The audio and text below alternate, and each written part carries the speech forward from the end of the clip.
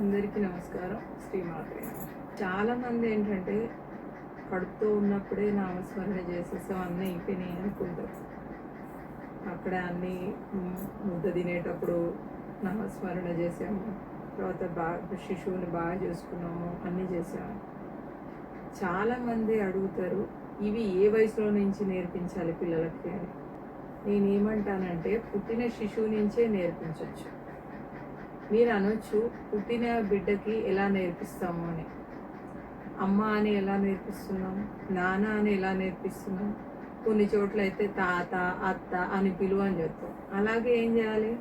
శ్రీమాత్రే నమః, రామ రామ, ఓం నమ శివాయ, మన ఇష్టదైవ నామం కూడా ఇలాగే చిన్నప్పటి నుంచే నేర్పించవచ్చు.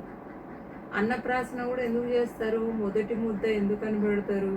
పిల్లలకి భగవన్నామం అని చెప్పి ఆరోగ్యం, ఆయుష్, ఆనందము, ఐశ్వర్యము ఇవన్నీ కలగాలని కదా. అంటే భగవంతుని అనుగ్రహం కలగాలి. కానీ ఒకటే ముద్దతో ఎందుకు ఆపాలి? ప్రతి క్రియలో ఆ అనుభూతి కలగాలని చెప్పాలి, నేర్పించాలి. ఆహారం అలా పెట్టొచ్చు, భోజనం చేసే ముందు, నీళ్లు తాగే ముందు. ఇది కూడా పంచభూతాల అనుగ్రహం అని కూడా గుర్తు చేసుకోవచ్చు. అది మీరు గుర్తు చేసుకోవచ్చు, వాళ్ళకు చెప్పొచ్చు.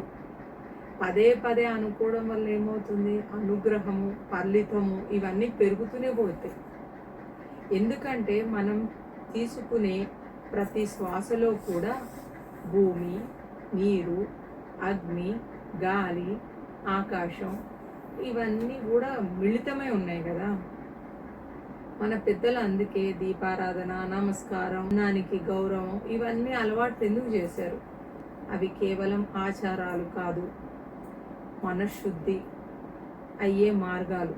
పిల్లలు చిన్నప్పటి నుంచే దేవుని పేరు వింటూ పెరుగుతూ ఇంట్లో శాంతి, భయం తగ్గడం, మంచి భావాలు కలగడం ఇవి సహజంగానే పెరుగుతాయి.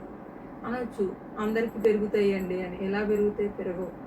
కొన్నిసార్లు ఇన్ని మంచి మాట్లాడే వ్యక్తులకు కూడా ఏమవుతుందంటే అదే అంటారు మాయాశక్తి. మాయ ఎవరో కాదు, మన శరీరమే, మన మనసే మాయ. అదే మనని దారితో మరలిస్తుంది. కానీ ఆ భావాన్ని మరలించకుండా మనం చేయాలంటే ఏం చేయాలి? ఎప్పుడూ ఏదో ఒకటి మన వెనక రికార్డెడ్గా తిరగాలి. అదే భగవంతుని యొక్క నామం.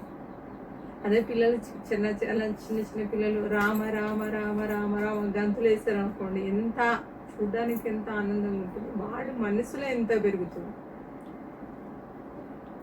ధర్మశాస్త్రాల్లో కూడా ఏమంటాయంటే మన ఇష్టదైవాన్ని మనం ప్రేమగా ఆరాధిస్తే ఆ దేవతా శక్తి కూడా మన జీవితాన్ని కాపాడే దిశగా ఆకర్షితమవుతుంది.